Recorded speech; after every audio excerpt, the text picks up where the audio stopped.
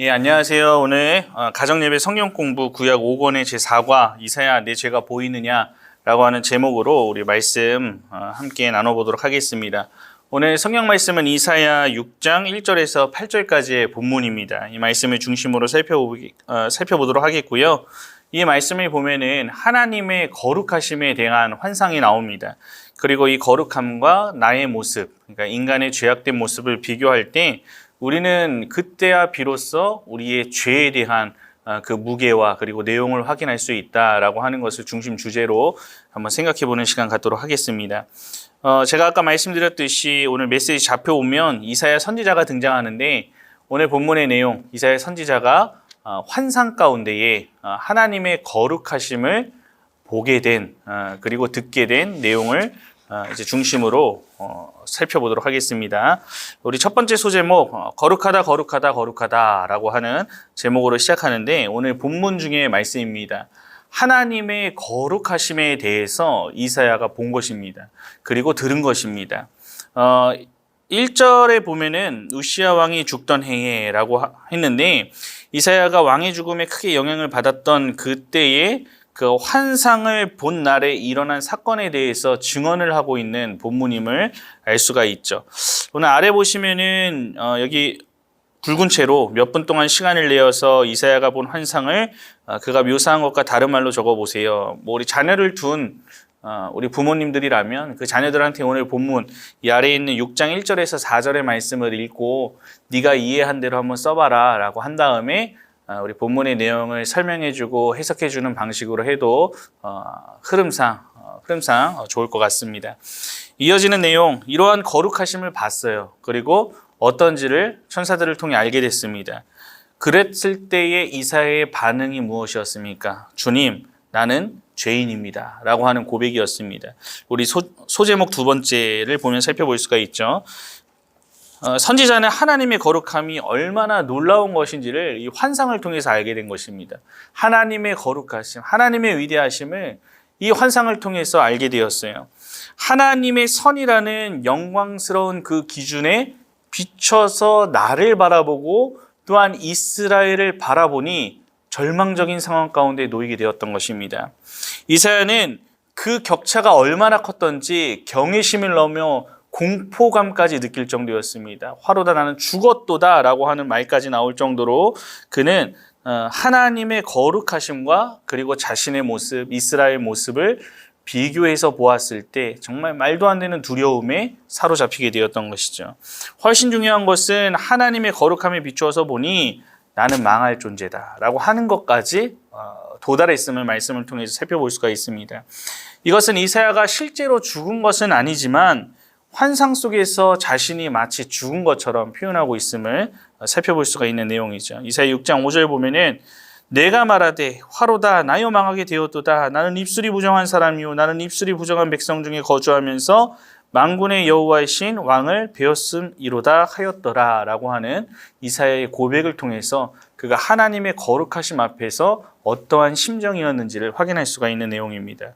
그 이후에 죄를 고백했습니다. 어떠한 일이 벌어집니까? 죄를 고백한 그 순간 하나님의 어떠한 이사야를 통한 움직임이 나타나고 그리고 그 행위 이후에 이사야의 고백이 또한 나타나게 됨을 봅니다. 한번 살펴보겠습니다. 이사야 6장 6절에서 8절 말씀 먼저 읽어주시고 시작하시면 되겠고요. 이사야가 환상으로 하나님의 본 사건 후 다음 장면에서 주님의 천사가 제단에서 핀 숯을 가져왔습니다. 숯. 이 제단이라고 하는 것은 우리 구약과 다른 개념이죠. 천상의 사자들이 죄의 제거를 위해 상징이 가득한 의식을 수행하기 위한 제단이었습니다.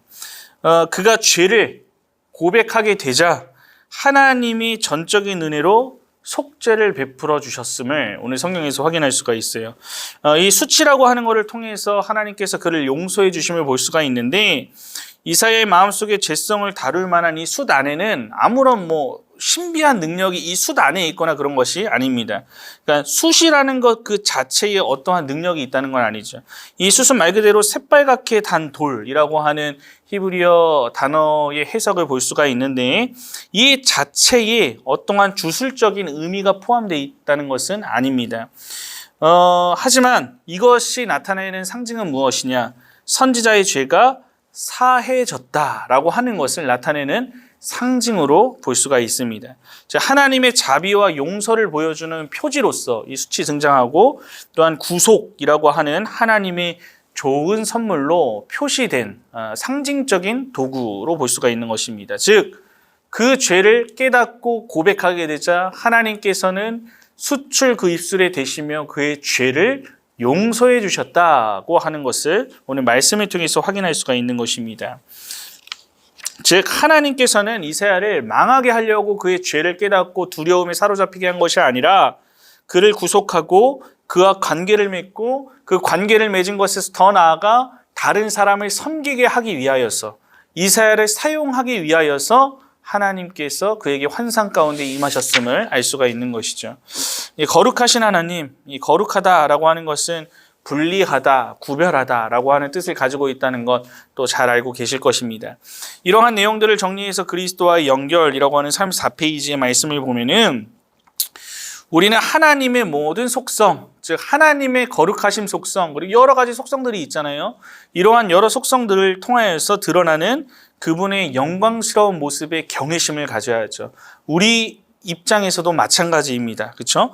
하나님의 계시에 비추어서 자신이 누군지를 알게 되면, 즉 내 자신이 하나님께서 말씀 가운데 자신을 소개하시는, 자신을 나타내시는 여러 가지 신적인 속성들을 바라보면 바라볼수록, 깊이 알아가면 알아갈수록 우리의 연약함과 또한 우리의 죄성을 더욱더 바라볼 수밖에 없다는 것입니다.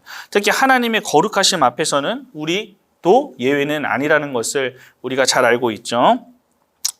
이것을 알게 된다면 우리는 죄와 부정에서 돌이키게 될 것입니다. 이사야와 같이.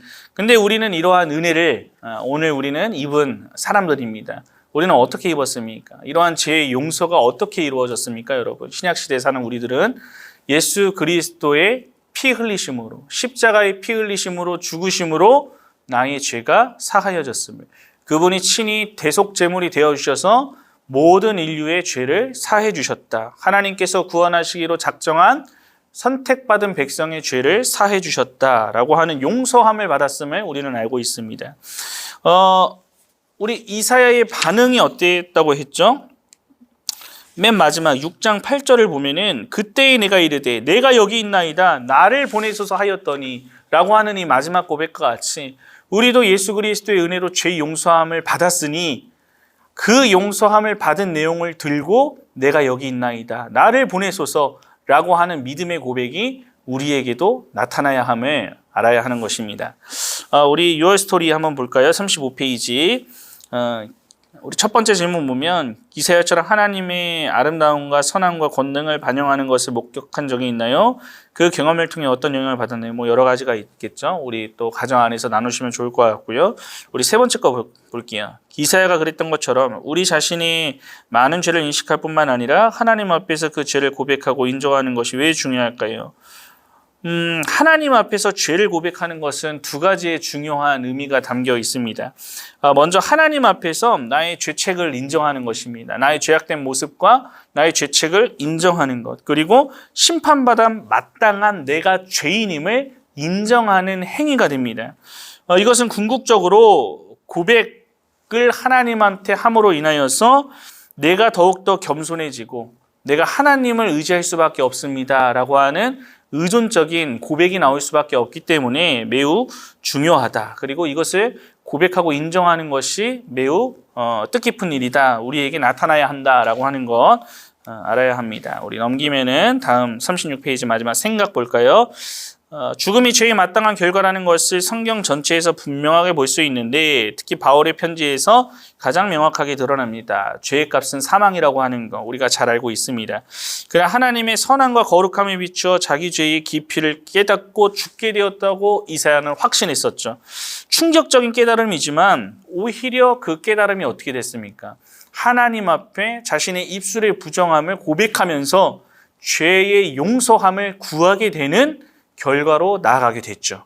이러한 모습이 우리에게도 나타나야 한다는 것입니다. 하나님을 바르게 알면 알수록, 그분의 영광과 그분의 거룩하심을 알수록, 그분에 대해서 그분의 속성에 대해서 알아가면 알아갈수록 우리의 연약함, 우리의 죄성에 대해서 깨닫고 하나님 앞에 나의 죄와 연약함을 고백하는 모습이 나타나야 한다.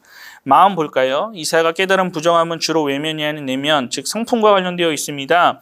이사야는 어떤 규칙이라는 긴 목록을 잊어서가 아니라 그의 마음이 하나님의 선함에서 너무나도 멀어져 있기 때문에 죽게 되었다고 생각했던 것입니다.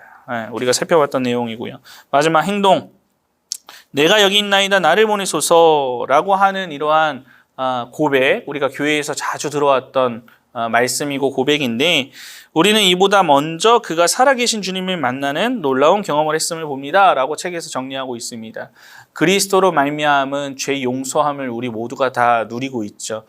이것에 대한 반응, 우리가 이사야가 고백했던 것 같이 오늘도 우리가 받은 그 은혜를 나를 보내소서라고 하는 믿음의 고백과 함께 복음 전도자의 삶을 살아야 한다라고 하는 것까지 우리가 함께 나누고 내용을 마무리하시면 될 것 같습니다.